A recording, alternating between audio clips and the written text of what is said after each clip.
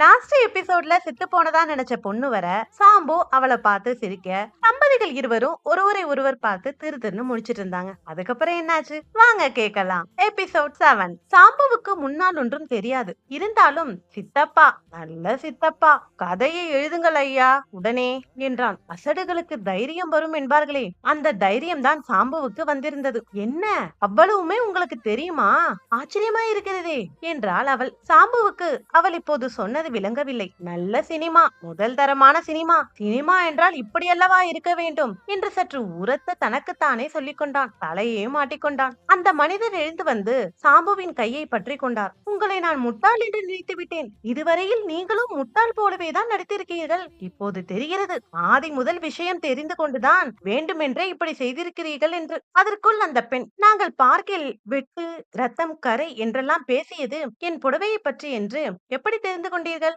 என்று கேட்டார். சாம்புவின் மனதில் குழப்பம்தான் இருந்தது. அவனுக்கு புடவையை பற்றி ஒன்றும் தெரியாது. ஆகவே இப்போது தலையை மட்டும் ஆட்டிக்கொண்டு முழித்துக் கொண்டிருந்தான்.